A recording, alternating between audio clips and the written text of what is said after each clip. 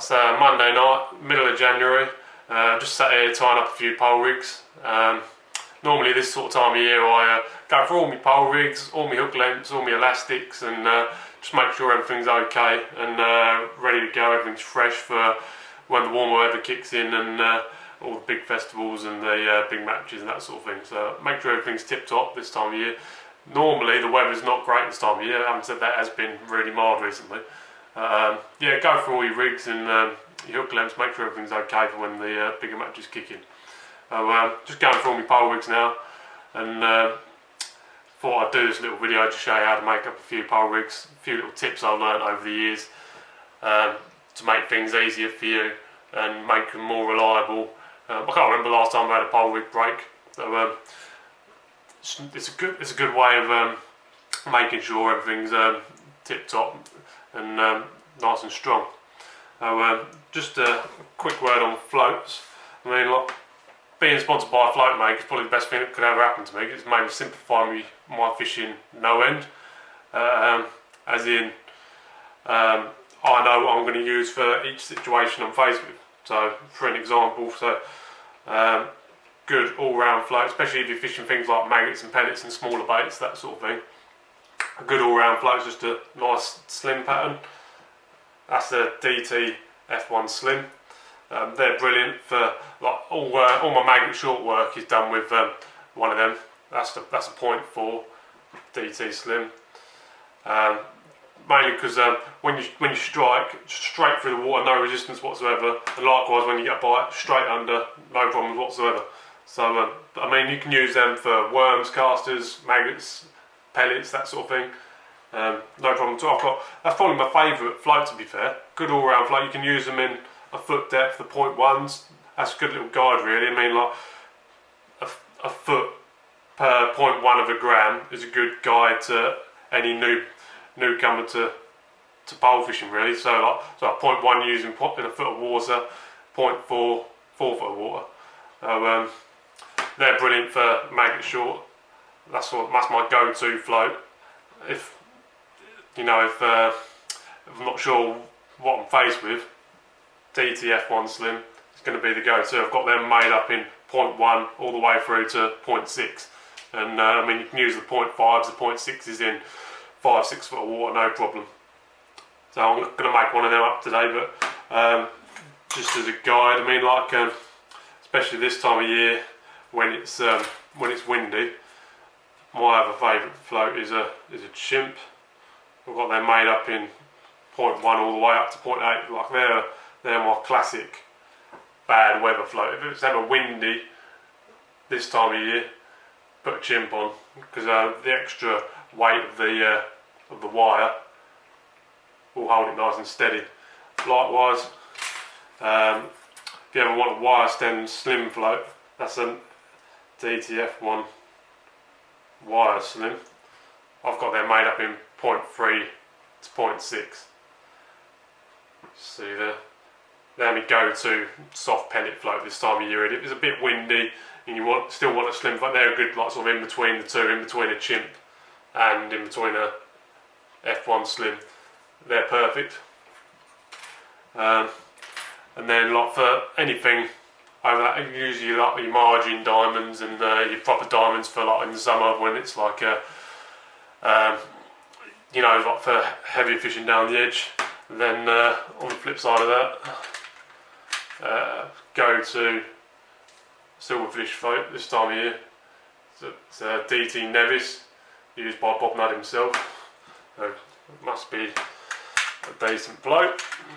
They're made up from 0.5 all the way up to 3 gram.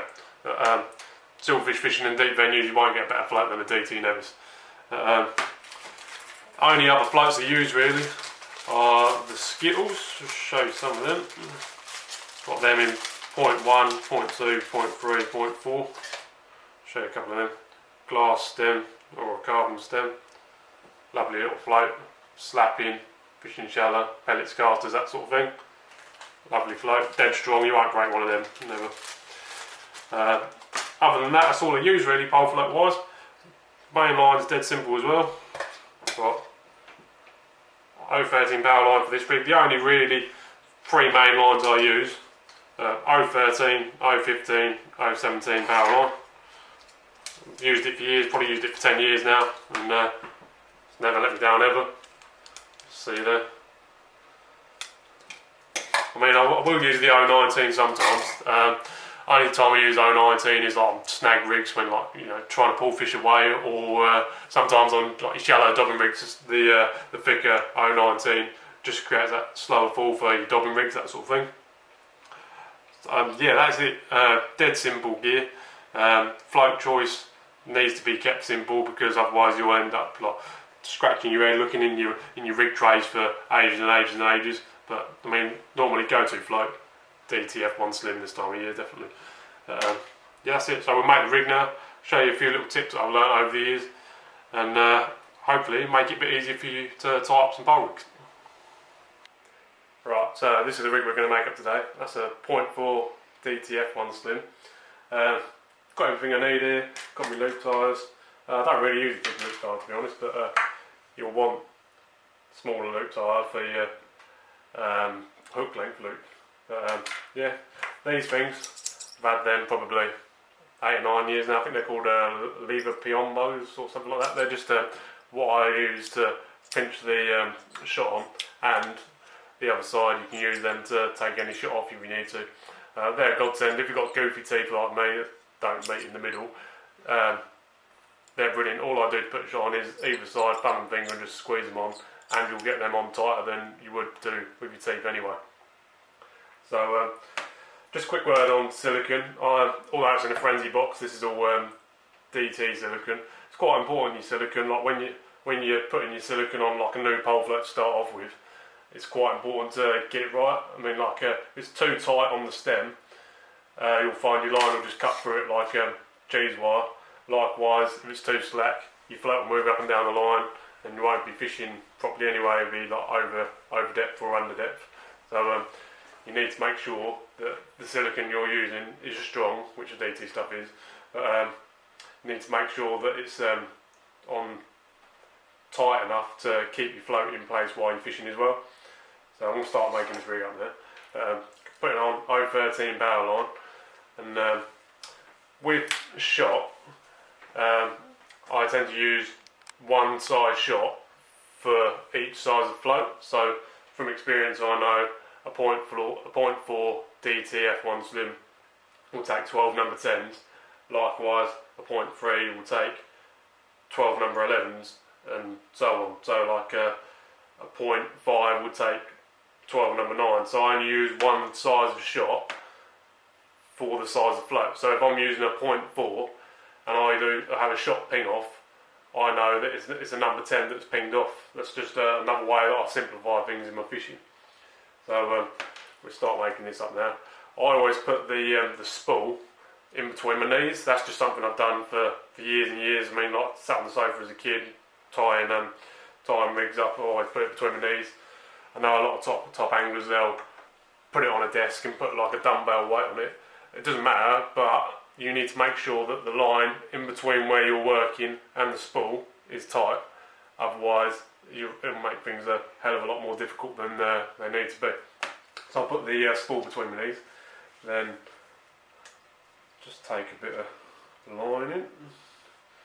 I'm going to thread the line on through the eye of the float, just like that. Then I've already got, because I'm remaking this rig, I've already got 3 bits of silicone ready to go. So I'm just going to thread them onto the line.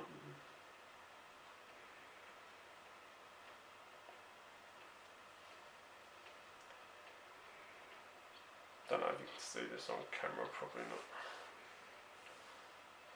It's very straightforward. This one.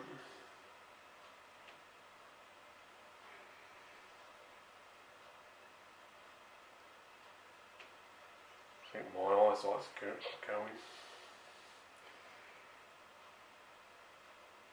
Right, so them 3 will basically try and make everything as easy for yourself as possible. So the way you do that is by keeping everything wet. The wetter it is, the easier it will go for you.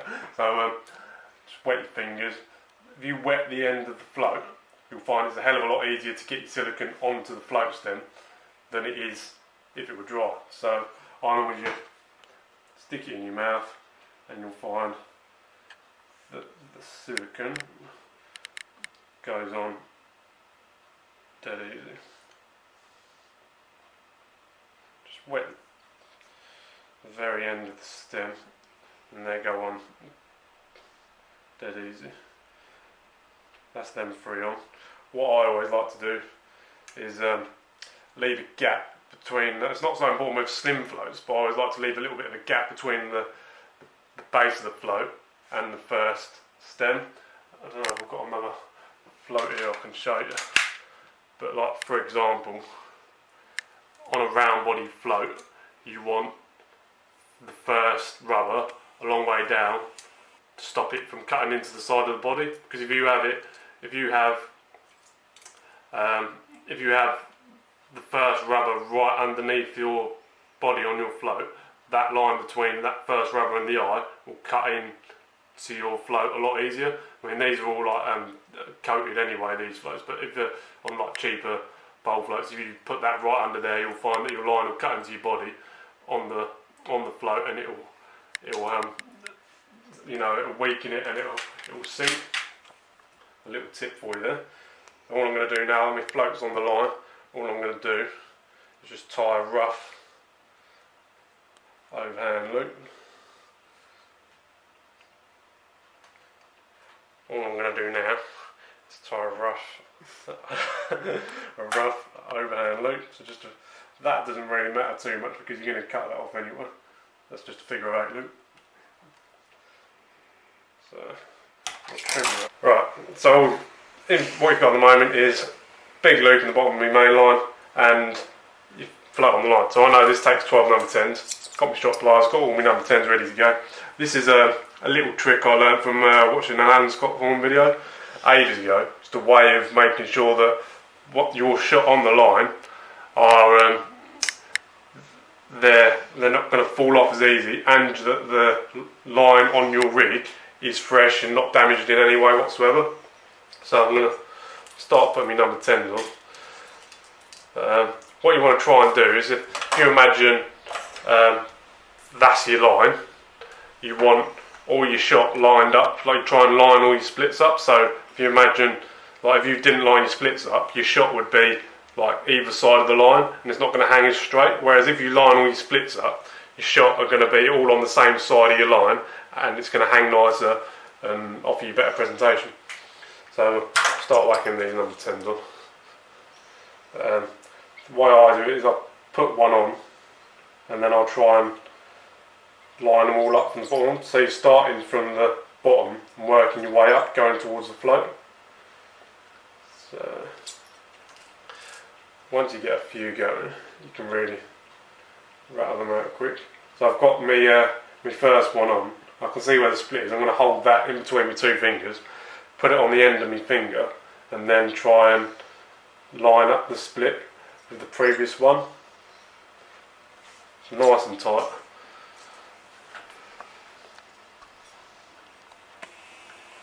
Once you've done a few, you'll be able to, because you'll find it will twist back if you don't hold it in place.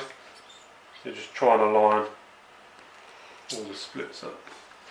These shot I use a Balabini. I use the Maver ones sometimes. I'm sure they're all made in the same factory, because the Maver ones and the Balabini are all exactly the same. I used the Balabini shot for probably 3 or 4 years now, since they first came out, and I haven't found anything better, to be fair.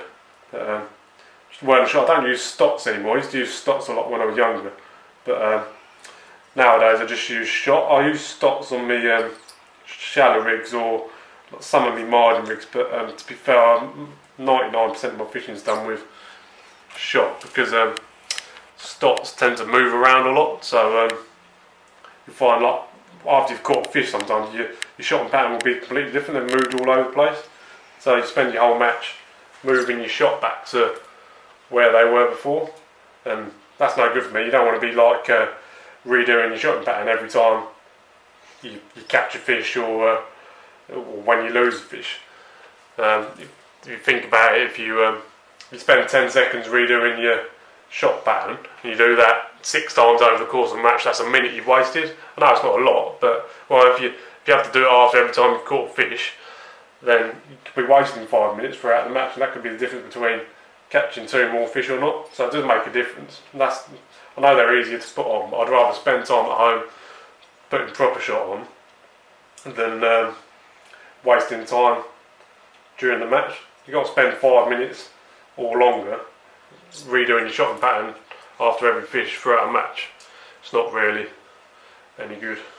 What we're up to now, we've got 1, 2, 3, 4, 5, 6, 7, 8, 9. A few more. 10. Just squeezing them all quite tight, because the way I do this, you'll move them up. It's 11. So although I know this takes 12 number 10s, I'm going to test it in the tube.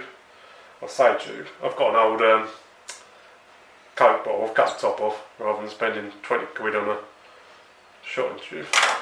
So what I'll do now, bring it over here, test it in here. That's bang on. Well, you want it shotted to the bottom of the tip, so that, I mean, like it'll depend. Like sometimes you'll go fishing with the same float and it'll be dotted right down, and other times it'll be like right up. I'll always put a few tuning shot on underneath the bottom of the float so you can dot it right down if you have to. I'm sure that depends on like air pressure and that sort of thing. Like on the day, if there's a lot of air pressure, it'll be dotted more down than if there's less air pressure. So all I'm going to do now, still got the spool between my knees. Float is, I know, shotted right because I've just put it in the tube. All I'm going to do is wet the line in between float and shot, and then move each one down to the bottom of the float. So I'm going to wet all of that.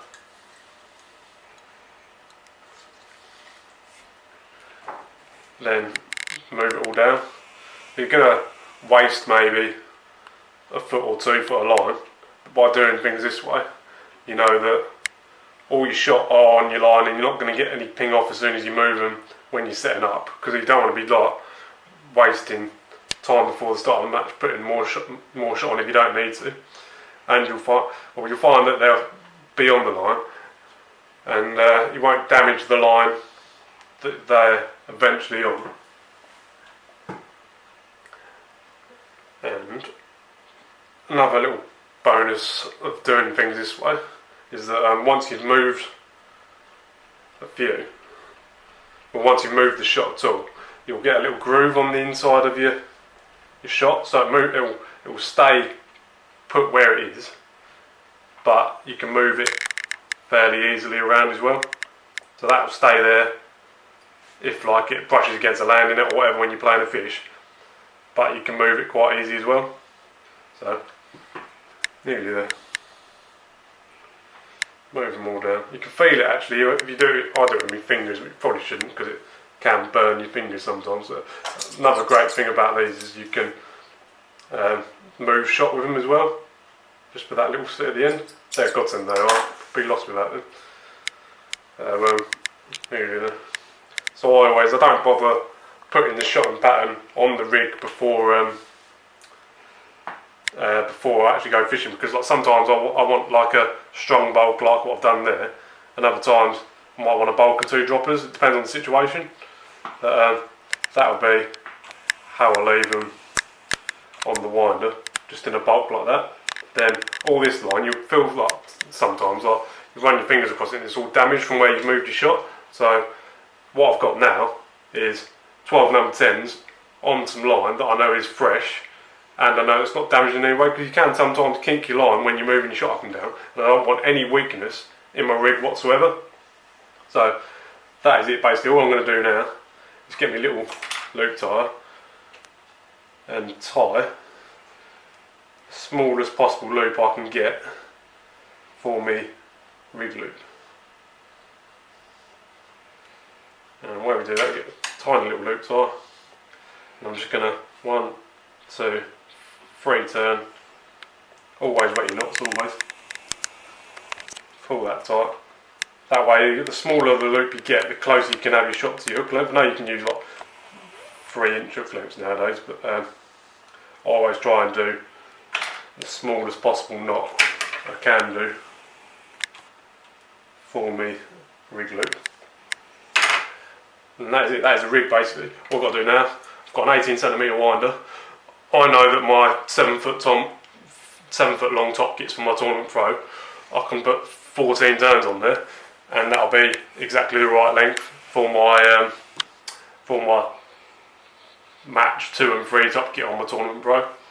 So I know if I do 14 turns on there, that'll be the length of my top kit. And I'd rather, I know a lot of people make like 3 foot, 4 foot rigs up, but I'd rather have a rig that I can use in 2 foot, 3 foot, or I can use it in 5, 6 foot if I want. So I'd rather have that versatility there, rather than having to put line onto the end of a rig. There's nothing worse than having to add line onto a rig that you'll find that go through all your trays and you think, oh yeah, that's perfect for the situation, get it out and it's like a foot too short, and you end up putting more line on above, and that's a no-go for me. I hate doing that. I haven't done it for years because I've put enough line on the rig to start off with. So all I'm going to do now, that's on the winder. On the Preston one, you get these little hooks which are perfect because they make your rig loop hang dead straight. So all I'm going to do, wet the line again, move that down. I'll put that lot halfway, and then you're just counting turns basically. Make sure it goes on alright. So that's 1, 2, 3, 4, 5. I'll put it like turn 7.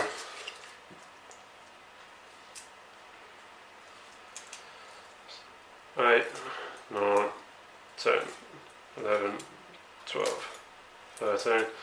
Just hold your fingers there. Tie another loop. Well, quite a big loop for going on the end of your elastic to make it easier to put it on and off. Cut that. And that, we get it right. Don't want him twisted. That goes onto your sliding anchor. And that is it, ready to go. Always right on the side there, so I know 013, that takes 12 number 10 shot. That goes in my tray, ready to go. Nice round pole rig, perfect for fishing maggot short or pellets or anything really. So yeah, that is how you make a pole rig.